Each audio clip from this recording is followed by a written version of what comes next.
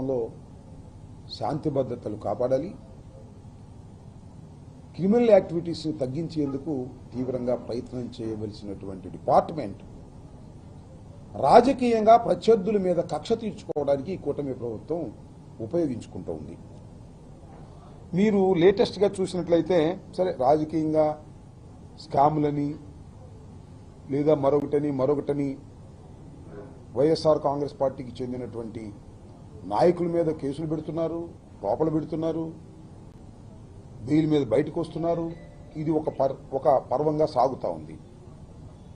మళ్ళీ రెండొక కోణంలో చూస్తే సోషల్ మీడియా యాక్టివిస్టులు, సోషల్ మీడియాలో యాక్టివ్గా ఉండి ఇన్ఫ్లుయెన్సర్గా పనిచేస్తున్నటువంటి వ్యక్తులు ఈ కూటమి ప్రభుత్వాన్ని కన్స్ట్రక్టివ్గా విమర్శ చేస్తున్నటువంటి వ్యక్తుల్ని అరెస్ట్ చేసేయాలనేటువంటి పథకం ప్రకారం అరెస్ట్ చేస్తూ ఉన్నారు. రీసెంట్గా తెలంగాణలో కేవీఆర్ అనే ఒక యూట్యూబర్, ఒక ఇన్ఫ్లుయెన్సర్, ఉస్మానియా యూనివర్సిటీలో గోల్డ్ మెడల్ సాధించినటువంటి వ్యక్తి, జర్నలిస్ట్. అతను రెడ్ బుక్ని ఎర్రి బుక్ అన్నాడని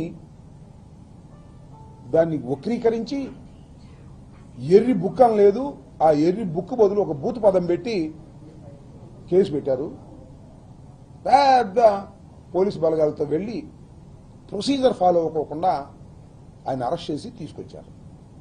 ఆ సందర్భంలో వారి సతీమణిని నెట్టేసేటువంటి ప్రయత్నం, ఆమెని అవమానపరిచే ప్రయత్నం చేస్తే ఆమె కంప్లైంట్ ఇస్తే మన ఆంధ్ర పోలీసుల మీద తెలంగాణలో కేసు కూడా రిజిస్టర్ చేశారు. ఈ విధంగా సోషల్ మీడియాలో ఈ కూటమి ప్రభుత్వాన్ని విమర్శిస్తున్నటువంటి సోషల్ మీడియా యాక్టివిస్టుల మీద కక్ష తీర్చుకునే కార్యక్రమం చేసేటటువంటి పద్ధతుల్లో ఇవాళ రాష్ట్ర ప్రభుత్వం పనిచేస్తున్నది. చాలా దురదృష్టకరం. దానితో పాటు సెన్సేషనల్గా మనం చూస్తున్నాం, యూట్యూబ్లో ఏది చూసినా 2-3 రోజులు అదే వస్తుంది. ప్రశ్నారావణ్ అరెస్ట్, విడుదల, ప్రశ్నారావణ్ మళ్ళా అరెస్ట్, మళ్ళా విడుదల. ఆగిందా? ఆగల. మళ్ళా అరెస్ట్, మళ్ళా విడుదల. అంతటి తాగిందా? 3సారి కూడా ఆగల. 4ఓసారి మళ్ళా అరెస్ట్, మళ్ళా విడుదల. 5ఓసారి అరెస్టు నెల్లూరు సబ్ జైలుకి, నెల్లూరు జైలుకి, సెంట్రల్ జైలుకి. ఇప్పుడు ఆగింది. ఎంత దుర్మార్గం ఇది! ప్రశ్నారావణ్ అనే వ్యక్తి మా పార్టీ కాదు, ఈయనే కాదు, కేవీఆర్ కూడా మా పార్టీ కాదు, మా పార్టీ యాక్టివిస్టులు కాదు. వారికి జర్నలిజంలో ఉన్నటువంటి అనుభవం మేరకు వారికి కొంత భావాజాలం ఉంటుంది, వారి ఐడియాలజీ. ఆ ఐడియాలజీ ప్రకారం ప్రజల్ని కన్విన్స్ చేయడం కోసం వారు అనేక రకాలుగా ప్రయత్నం చేస్తూ ఉంటారు. యూట్యూబ్లో జర్నలిస్టులుగా వాళ్ళని స్టూడెంట్ అరెస్ట్ చేసేస్తారా? తప్పు చేస్తే కేసు పెట్టండి, తప్పేం లేదు, ఎవ్వరికి అభ్యంతరం లేదు. వాళ్ళు తప్పు చేసిన జర్నలిస్టులుగా లేదా అభ్యంతరకరమైనటువంటి మాటలు మాట్లాడినా మీరు కేసు పెట్టండి, అరెస్ట్ చేయండి, కోర్టులో ప్రొడ్యూస్ చేయండి. దీనికి ఎవ్వరూ అభ్యంతరం పెట్టరు. కానీ మీరు చేస్తున్నది ఏమిటి? ఇక్కడే మేము అభ్యంతరం పెడుతున్నాం. వైఎస్ఆర్ కాంగ్రెస్ పార్టీ ఇలాంటి ప్రక్రియని వాళ్ళ ఐడియాలజీ పక్కన పెట్టండి. వారు మాట్లాడినటువంటి మాటలకు మించి కేసులు పెట్టడం, కేసులు పెట్టి అరెస్ట్ చేయటం. నేను తెలియగలుగుతానండి, ఒకే ఇన్సిడెంట్, ఒక నేరం అనుకుందాం కాసేపు, ఆ నేరం మీద ఎన్ని కేసులు పెడతారండి ఈ రాష్ట్రంలో? ఎన్ని కేసులు పెడతారు? నా మీద 36 కేసులు పెట్టారు. కోర్టు ఏం చెప్పింది? అయ్యా, ఈ 36 కేసుల్లోనూ 36 సార్లు అరెస్ట్ చేయడానికి వీల్లేదు, ఇవన్నీ కూడా ఒకే ఎఫ్ఐఆర్గా ట్రీట్ చేయండి, వీటన్నిటినీ కూడా సాక్ష్యాలుగా తీసుకోమని చెప్పింది. సేమ్ ఇవాళ ఏంటి తీసుకొచ్చారు, పీఠాపురంలో పెట్టారు. ఎవరిని? ప్రశ్నారావణ్ణి పిఠాపురంలో పెడితే పిఠాపురం కోర్టు వారు అబ్బే ఈ కేసు అరెస్ట్ చేసేది కాదు అని వదిలేశారు. ఈ కోర్టు వదిలేసిద్దా, ఇంకో కోర్టుకు వెళ్దామని చెప్పేసి అదే కేసులో మళ్ళీ అరెస్ట్ చేశారు. తీసుకెళ్లి సత్వరంలో అరెస్ట్ చేశారు, అక్కడ కోర్టులో పెట్టారు. వాళ్ళు కూడా అన్నారు, అయ్యా ఈ కేసు ఏమీ లేదు తీసేయి అన్నారు. అయ్యారా? ఆగలా. మళ్ళీ మచిలీపట్నం తీసుకొచ్చారు, మచిలీపట్నంలో మళ్ళీ అరెస్ట్ చేసి కోర్టులో పెట్టారు. మచిలీపట్నం మ్యాజిస్ట్రేట్ గారు కూడా అబ్బే దీనిలో కూడా ఏం లేదే, అసలు అరెస్ట్ చేసే పనే లేదు, ఇచ్చేయమన్నారు. అక్కడికైనా బుద్ధి వచ్చిందా మీకు ప్రభుత్వానికి? రాలా. అక్కడి నుంచి నక్కబెల్లి తీసుకెళ్లారు, అక్కడ ప్రొడ్యూస్ చేశారు. అక్కడ కూడా బుద్ధి వచ్చిందా? అక్కడ కూడా అబ్బే ఇది అరెస్ట్ చేసే కేసు కాదు, వదిలేయమన్నారు. అప్పుడు అసలు కేసే మార్చేశారు. 4 కోర్టులో పెడితే ఒక్క మ్యాజిస్ట్రేట్ కూడా మాకు రిమాండ్ ఇవ్వలేదు, కాబట్టి ఈ సెక్షనే మార్చేద్దాం అన్నారు. అది అట్లా పెడదాం. ఈ 4 పోలీస్ స్టేషన్లు ఏం చేశారండి? పోలీస్ స్టేషన్లో ముద్దాయిగా ఉన్నటువంటి రావణ్ణి దాడి చేసి కొట్టాలి, చంపాలి అని ప్రయత్నం చేస్తే ఎక్కడికి వెళ్తుంది ఈ రాష్ట్రం? ఎక్కడికి వెళ్తుంది ఈ ప్రజాస్వామ్యం? ఎక్కడికి వెళ్తుందని అడుగుతా ఉన్నా. ఈ ధర్మమేనా, న్యాయమేనా? ఇలాంటి సమయంలో మేము కూర్చోవాలి. మా పార్టీ కాదని, ఆయన మా పార్టీ కాదు, ఆయన ఒక యూట్యూబరు. ఇలాంటి అన్యాయం, అక్రమం కూటమి ప్రభుత్వం చేస్తుంటే వైఎస్ఆర్ కాంగ్రెస్ పార్టీ, జగన్మోహన్ రెడ్డి గారు చేతులు కట్టు కూర్చోవాలని అడుగుతా ఉన్నా, నోరు మూసు కూర్చోవాలని అడుగుతా ఉన్నా. మా పార్టీ కాకపోయినా, మా భావాజాలం కాకపోయినా ఇది తప్పు అని చెప్పేటటువంటి ప్రయత్నం వైఎస్ఆర్ కాంగ్రెస్ పార్టీ చేస్తుంది. దీని మీద చాలా మంది రకరకాలుగా విమర్శించే వాళ్ళు విమర్శించవచ్చు, నేను కాదన్ను. కానీ వాస్తవాన్ని అర్థం చేసుకోండి. ఇవాళ సోషల్ మీడియా యాక్టివిస్టుల మీద దౌర్జన్యకాండ, చట్ట వ్యతిరేకమైన పద్ధతుల్లో ఈ ప్రభుత్వం పనిచేస్తున్నప్పుడు వైఎస్ఆర్ కాంగ్రెస్ పార్టీ కళ్ళు మూసుకొని చూస్తూ ఊరుకోదు. We will support the accused. ఎవరైతే అన్యాయంగా, అక్రమంగా ఉన్నారో వాళ్ళ మీద యాక్షన్ తీసుకునేటటువంటి కార్యక్రమం కూడా చేస్తామనేది కూడా మా ప్రయత్నం మేము చేస్తున్నాం. అంతేకాదు. ఏమండి చివరికి ఏం చేశారండి? ప్రశ్నారావుణ్ణి, ఆయన పేరు ప్రశ్నారావణ్ కాదు వాస్తవంగా, ఆయన పేరు బచ్చలకూరి జోసఫ్. ఆయన్ని ఈ 4 కోర్టుల్లో బెయిల్ ఇచ్చేసింది కాబట్టి అసలు సెక్షనే మార్చేద్దామన్నారు. ఏమి సెక్షన్ అది? దుంపదేగా. యుఏపిఏ అంట. అదేంటి? Unlawful activities prevention act. టెర్రరిస్టుల మీద పెట్టేటటువంటి కేసు పెట్టారు, టెర్రరిస్టుల మీద. ఇప్పుడు ఎక్కడ పోతాడు మ్యాజిస్ట్రేట్ గారు? ఇప్పుడు న్యాయస్థానం ఎట్లా వస్తుందో చూస్తాం అని న్యాయస్థానాన్ని సవాల్ చేశారు. న్యాయస్థానాన్ని. ఎందుకంటే ఈ యాక్ట్ పెడితే, ఈ సెక్షన్ పెడితే లోయర్ కోర్టు బెయిల్ ఇవ్వడానికి వీల్లేదు. అందువల్ల లోయర్ కోర్టుల మీదే ఛాలెంజ్ చేసే పద్ధతుల్లో ఇవాళ వక్రీకరించి ఒక తప్పుడు కేసు పెట్టారండి. తప్పుడు కేసు రావణ్ మీద. రావణ్ మా వాడు కాకపోవచ్చు, మా పార్టీ కాకపోవచ్చు, వాళ్ళ సతీమనే చెప్పింది మాకు ఏ పార్టీతో సంబంధం లేదు అని. ఇలాంటి తప్పుడు కేసు పెట్టి ఉగ్రవాదుల మీద పెట్టేటటువంటి కేసుని ఒక యూట్యూబర్ మీద మిమ్మల్ని ప్రశ్నిస్తున్నారనే ఉద్దేశంతో మీరు పెడితే మేము చూస్తూ ఊరుకోవాలా?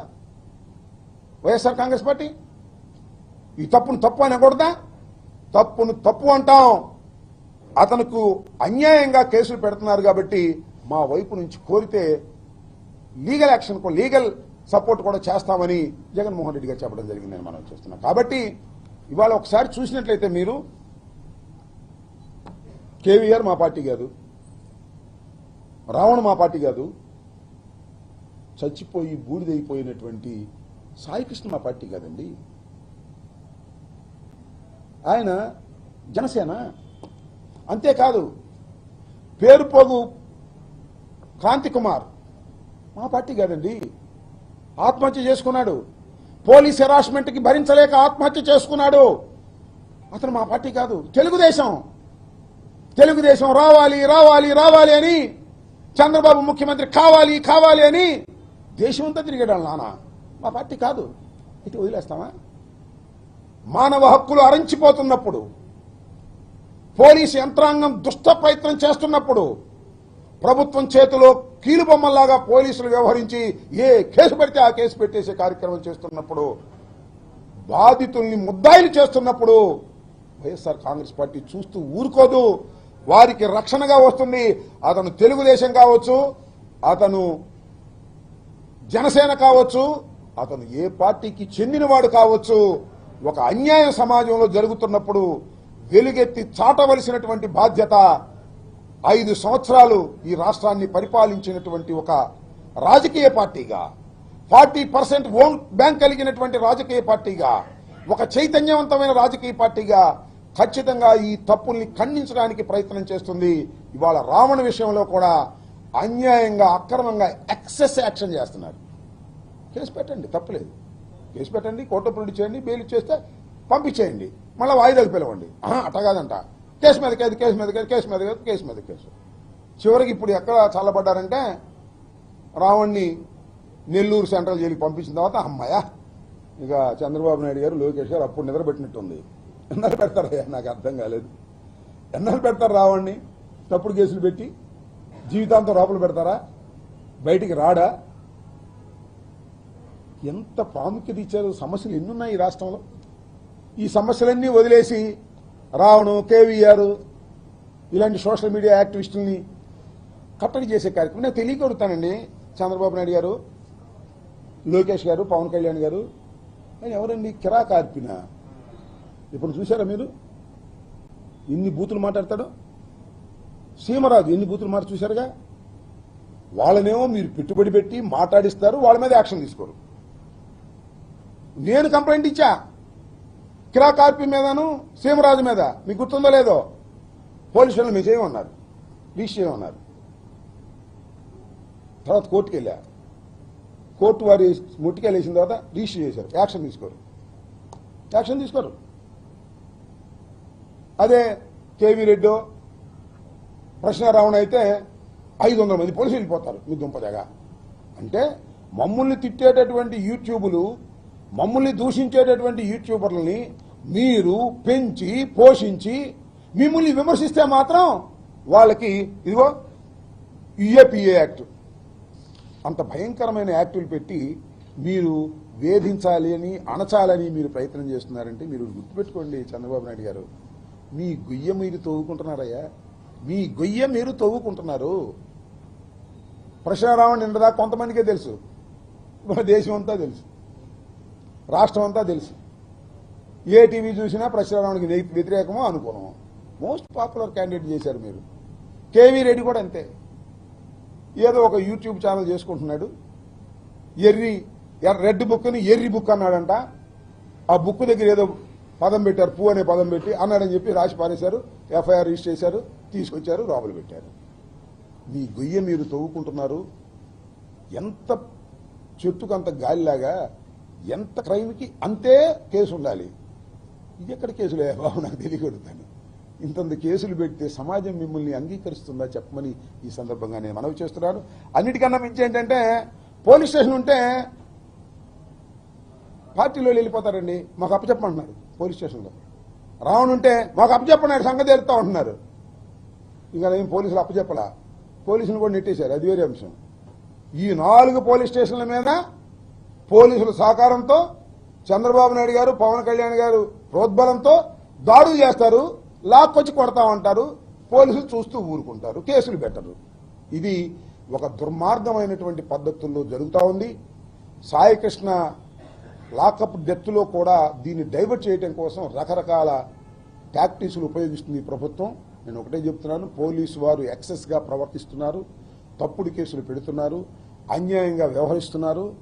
ఇది చట్టం ముందు ప్రశ్నార్థకమవుతుంది రాబోయే కాలంలో, గుర్తుపెట్టుకోమని కూడా ఈ సందర్భంగా నేను చెప్పదలుచుకున్నాను. రావణకు కానీ లేదా కేవీఆర్ కానీ మరొక సోషల్ యాక్టివిస్ట్కి కానీ ఎవరికైనా సరే వైఎస్ఆర్ కాంగ్రెస్ పార్టీ తప్పనిసరిగా వారికి అండగా ఉంటుంది. కారణం ఒక్కటే, ఇల్లీగల్గా బిహేవ్ చేస్తుంది ప్రభుత్వం, పోలీసు యంత్రాంగం. కాబట్టి వారిని ప్రజాస్వామ్యంలో వారికి మద్దతు ఇవ్వటం, అవసరమైతే వారికి సహాయం చేయడానికి వైఎస్ఆర్ కాంగ్రెస్ పార్టీ సిద్ధంగా ఉందని కూడా ఈ సందర్భంగా చెప్పదలుచుకున్నాను. ఓకే,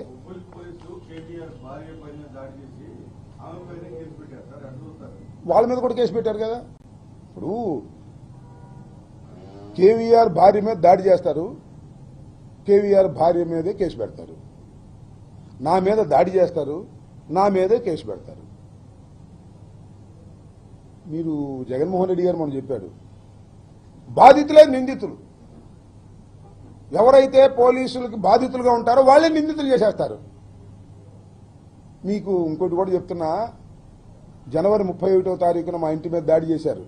విజువల్స్ అన్ని చూశారుగా, ఒక్కని అరెస్ట్ చేయలే, నన్ను మాత్రం అరెస్ట్ చేసి 18 రోజులు పెట్టారు. వాళ్ళందరినీ అరెస్టు చేయాలని, వారి మీద యాక్షన్ తీసుకోవాలని ఈ నెల 29వ తారీఖున మా ఇంటి దగ్గర నుంచి బయలుదేరి డీజీపీ ఆఫీస్కి వెళ్ళి వినతి పత్రం ఇవ్వబోతున్నా. అది ఒక కార్యక్రమం. ఎవరినైతే కొడతారో, ఎవరినైతే బాధిస్తారో వాళ్ల మీదే కేసులు పెట్టి అణచాలని ప్రయత్నం చేసేటటువంటి దుర్మార్గమైనటువంటి పాలన జరుగుతూ ఉంది. ఈ పాలనని ప్రజలందరూ కూడా వ్యతిరేకించాలని నేను ఈ సందర్భంగా కోరుకుంటున్నాను.